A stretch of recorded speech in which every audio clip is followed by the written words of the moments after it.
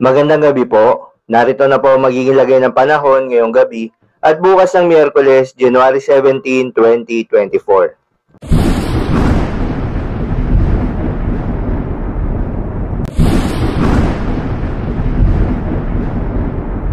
Sa kasalukuyan nga at ayon sa Pag-asa, patuloy pa rin nakakaapekto itong Northeast Monsoon o hanging amihan sa Luzon at Visayas. Habang itong shear line o yung banggaan ng malamig na hangin na Northeast Monsoon at mainit na hangin na Easterlies ang nakakaapekto naman sa eastern section ng Mindanao.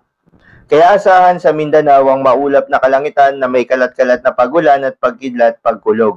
Posible po ang mga pagbaha o pagguho ng lupa dahil sa katamtaman hanggang sa kung minsan ay malakas na pagulan. Kaya naman iba yung pag-iingat po sa ating mga kababayan sa mga banta ng pagbaha o pagguho ng lupa at inuulan na ang kanilang mga lugar noong mga nakarang araw pa. Para naman sa Cordillera Administrative Region, Cagayan Valley, Aurora, Quezon, Marinduque, Oriental Mindoro, Camarines Norte at Eastern Visayas ay asahan ng maulap na kalangitan na may mahihinang pag-ulan. Dulot naman yan ng Northeast Monsoon. Para naman sa Metro Manila at nalalabing bahagi ng Luzon at nalalabing bahagi ng Visayas ay asahan ng bahagyang maulap hanggang sa maulap na kalangitan na may kalat-kalat na mahihinang pag-ulan. Dulot din yan ng Northeast Monsoon. Magandang balita naman dahil ayon sa Pag-asa ay walang binabantayan na bagyo o low pressure area sa loob at labas ng ating Philippine Area of Responsibility na maaaring makaapekto sa ating bansa for the next 3 days. Para naman sa lagay ng panahon bukas ng Miyerkules, January 17, 2024 dito sa Luzon, ayon sa Pag-asa ay patuloy pa rin yung epekto nitong Northeast Monsoon, mostly sa silangang bahagi ng Luzon, kaya asahan ng maulap na papawirin na may mga mahihinang pag-ulan, partikular na sa Cagayan Valley, Aurora, Quezon at sa may Bicol Region.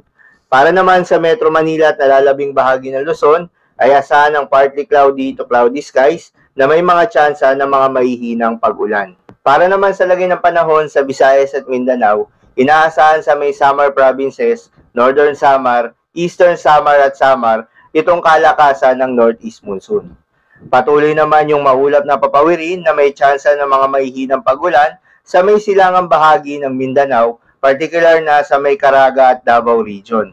Itong shear line naman ay posibleng magdala ng mga mauulap na papawirin na may kalat-kalat na mga pag-ulan, pagkidlat at pagkulog. Para naman sa nalalabing bahagi ng Visayas kasama na itong Palawan, asahan ng partly cloudy to cloudy skies na may mga tsansa ng mga mahihinang pag-ulan. At sa nalalabing bahagi ng Mindanao, asahan ng partly cloudy to cloudy skies na may mga tsansa ng mga localized thunderstorms, lalo na sa hapon o gabi.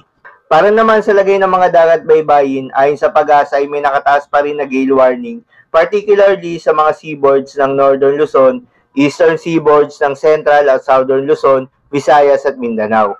Kaya kung maaari, yung mga kababayan nating mangingisda at yung may mga maliliit na sasakyang pandagat ay huwag munang pumalaot sa mga areas na nabanggit dahil asahan ng maalon hanggang sa napakaalon na karagatan. So yun lamang po para sa lagay ng panahon ngayong gabi ng Martes. Keep safe everyone.